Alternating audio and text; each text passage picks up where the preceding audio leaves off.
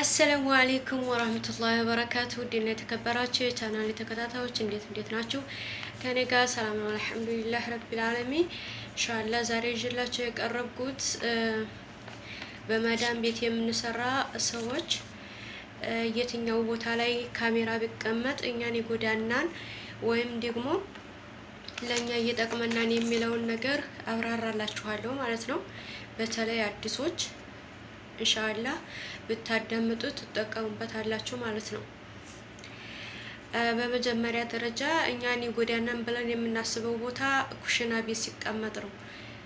ኩሽና ቤት ሲቀመጥ ምግብ አንስተን ለመብላት እንፈራለን እንላለን ማለት ነው። ግን ያንን ነገር ቢቀመጥም ሳንበላ ስለማንሰራ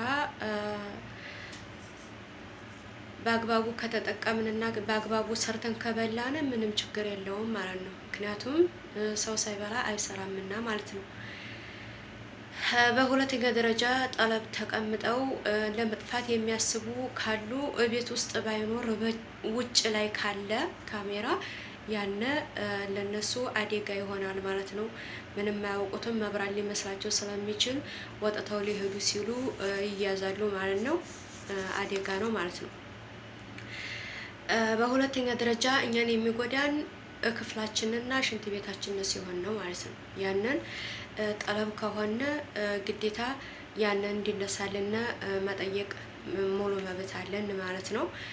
ምክንያቱም ያንን ነገር እሷም ሆነ ሌላ ሰው ሊያየው የማይችለውን ገላችንን ሊያው ስለሚችሉ ከባድ ነው ማለት ነው። እዛ ቦታ ካለ ማስነሳት አለብን። ወጥተን የምንሰራ ሰዎች ከሆነ ደግሞ ያንን ቤት መጠየቅ አለብን። ከጠየቅናት እምቢ ካለች ደግሞ ጥሎ መውጣቱ የተመረጠ ይሆናል ማለት ነው። ራሳችንን አደጋ ላይ ከምንጥል ጥለን ብንወጣ ይሻላል ማለት ነው። ቤቱን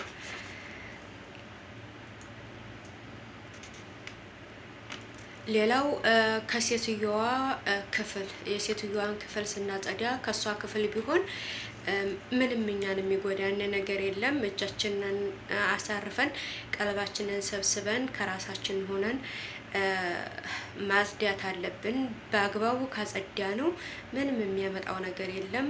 ብታስቀምጥ እንኳን አንድ ካሜራ አይደለም ሌላ 3-4 ካሜራን ብታስቀምጥ እኛ ስራችንና እጃችን ንጹህ ከሆነ የሚያስፈራ ነገር የለም ማለት ነው።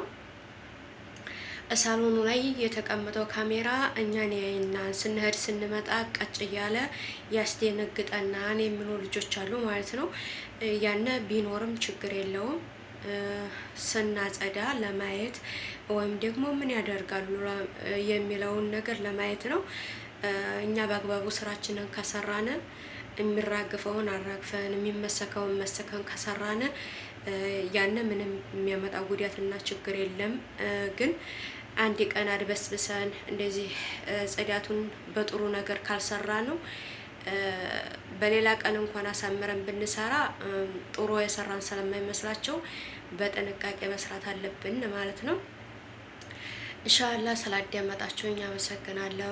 ሼር፣ ሰብስክራይብ፣ ኮሜንት እያደረጋችሁ አበረታቱኝ። ሰላማችሁ ብዝት ይበል። አሰላሙ አለይኩም ወራህመቱላሂ ወበረካቱሁ።